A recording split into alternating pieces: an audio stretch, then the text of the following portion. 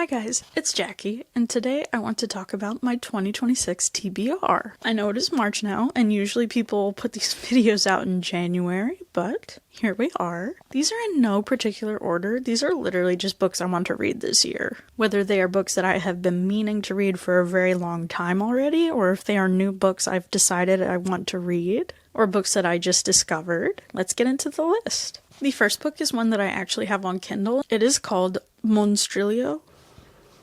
The cover is very interesting. It says, "Bizarre and brilliant, a modern Frankenstein." He looks so cute and cheeky and devious, like, yes. And here's the author. This book, when I first read a sample from it and decided it sounded interesting enough to get, sounded so interesting and unique and different. The writing style is so alluring, beautiful. It's like prose, but sharp, unflinching.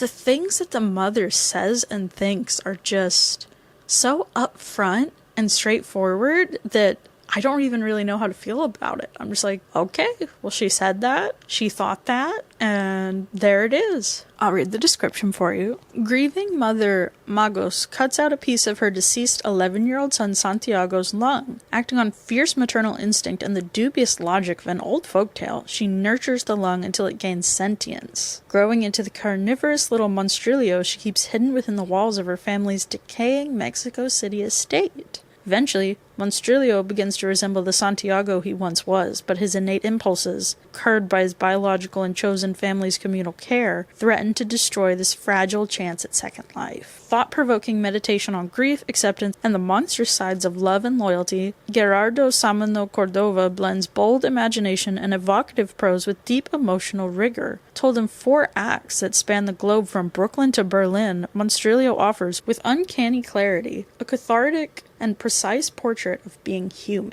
That is one of the books that I am honestly the most excited to read. Sounds the most interesting and compelling. I cannot wait to read this book, and I'm honestly not sure why I haven't cracked it already. Probably because every single book I buy on Kindle, I just forget exists. It's stored in my device, and I'm not thinking about my device, so I don't think to read them. I honestly need to stop buying books on Kindle for multiple reasons. Another book on my TBR this year is Girl Who Was on Fire. This is not by Suzanne Collins. It is completely unauthorized. Your favorite authors on Suzanne Collins' Hunger Games trilogy. Now, this is not a new book. Basically, these are different takes on the Hunger Games from different authors. They each have a different topic that they're interested in and that they write about regarding the Hunger Games. The Hunger Games is very much in the public spotlight again, what with all the new books coming out and with their relevance and significance. Also, it seems like there are questions, there are debates about a lot of the things in this series, but that's good. You should question everything you read, and everyone will have different thoughts and feelings about things. Everyone interprets materials differently. That's what this is. Different authors talking about different things within the Hunger Games series. So what with there being a lot of discussion and people being divided over some things in the Hunger Games, I thought this would be an interesting read. There's one essay in here, don't think I'm gonna lie.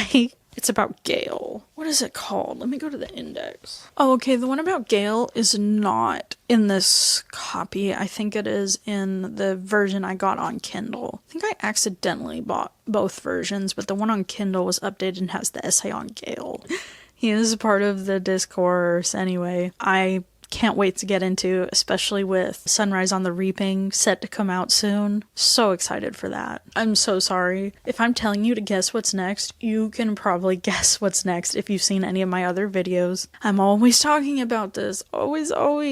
Gone Girl. I got this for Christmas. I showed you the Blu-ray special set. I got my DVD haul recently. I'm always talking about Gone Girl. I probably always will be. If you don't like Gone Girl, get gone. I have listened to the audiobook of this, I have seen the movie, and now I really want to read the book and highlight things and annotate to my heart's content. That will be the most fun thing for me. Okay, another one that I'm very excited to read this year is The Ruins. Okay, I've seen the movie of this, love the movie. I love rewatching The Ruins for a comfy night. Please don't psychologically analyze me, please. But I have been really excited to read this. My highlighters and I are going to have a crazy night with this. Multiple nights. This is a big book.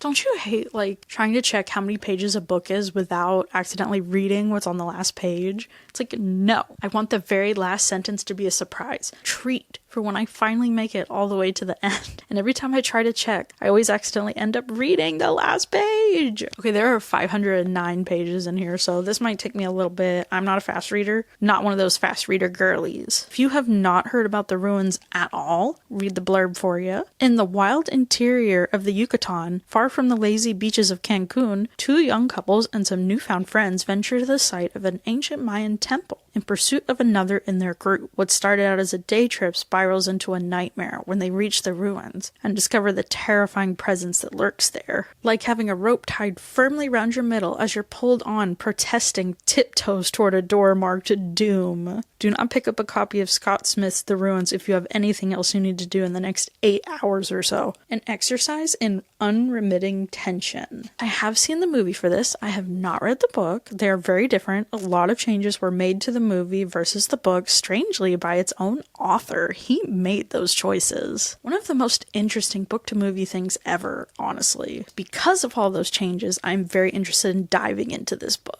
It is about monstrous plants, but it is not silly. If that sounds silly to you, this is not a silly story at all. It's very grisly, very brutal, and I've heard the book is even worse, so this will be a fun little girly reading night. Okay, now for something just a little different. An art book. We have The Art of Mamoru Hosoda, The Man Who Leapt Through Film, book by Charles Solomon. Here's the back.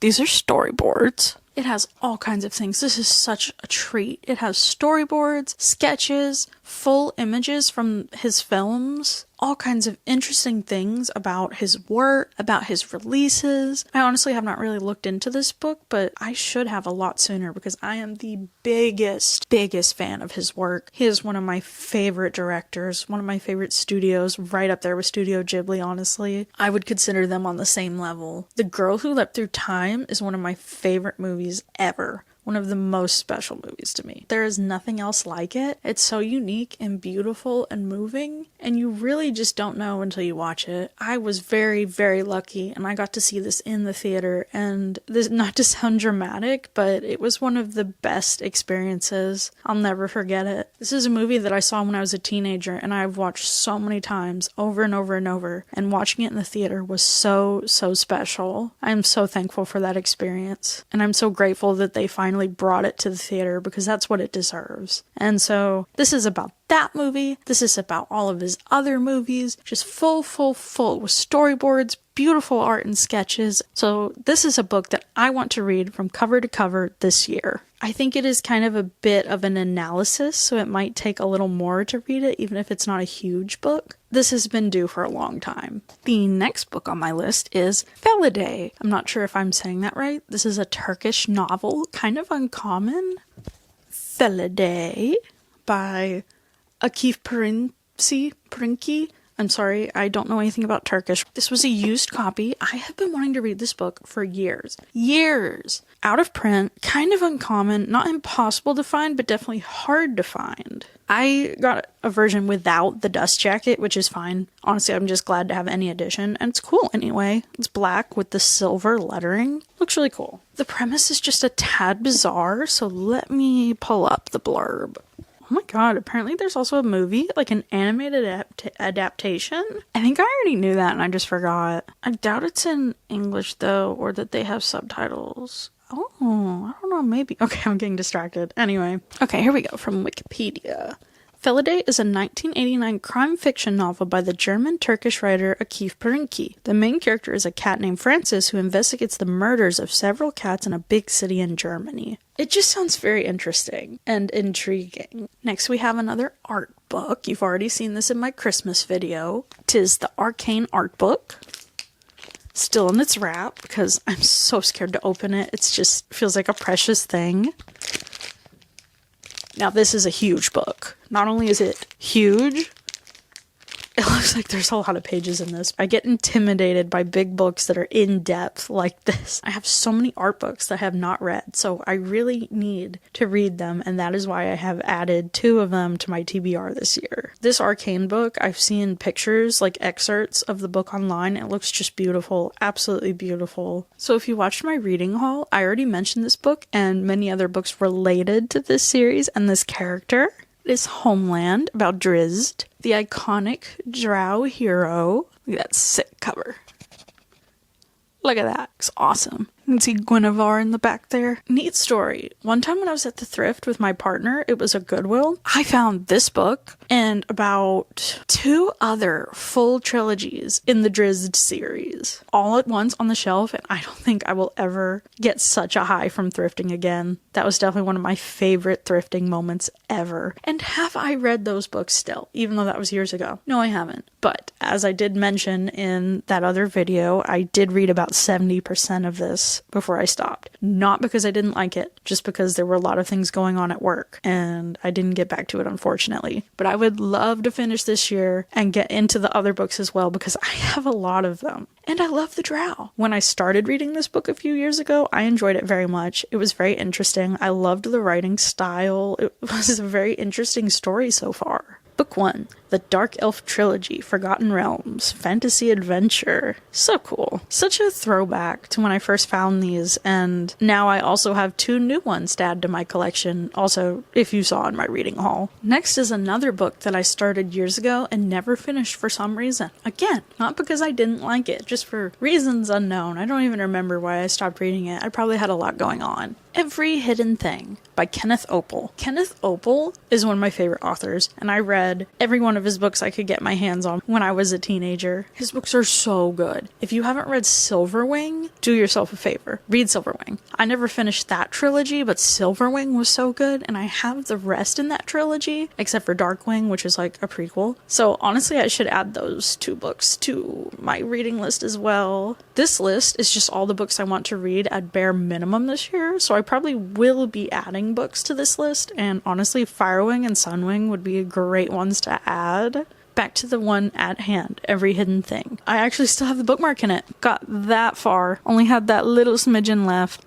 Was almost done with it. Was really enjoying it. But now that it's years later, I can reread it with fresh eyes and finish it up. This was a good one. It's a romance set in the desert, digging out dinosaur fossils. But out here in the ruins of the world, there were no buildings or rooms to separate or contain us. No bookish laws and rules to manacle us. It seemed ridiculous out here, all that stuff made of brick and timbers and paper and people's stale breath. Out here, the rock had no rules and the hills had no laws, and the vast sky was everywhere and watching, but didn't care one bit. This is kind of like a rivals to lovers, rivals that have a distaste for each other that come to like each other, family feuding love story. The 2 families are unearthing a rare dinosaur fossil and competing to be the ones to unearth it. I love this kind of thing. Dinosaurs, excavating, paleontology, and romance. What more can you ask for? Also, look at the cover. It's gorgeous. This would be really easy to finish too. This is like a short YA book, so. Another book that I would really like to read, but I do not have a copy of, is Let the Right One In. I saw the movie when I was a kid. I don't know if I should have. And the story was always really interesting and puzzling to me. It's a very unique and strange and macabre story. It's a very iconic and famous story. Apparently there is also a TV show of Let the Right One In, and that came out years ago, and I had no idea, so that's something I need to watch too. But yeah, this is a fairly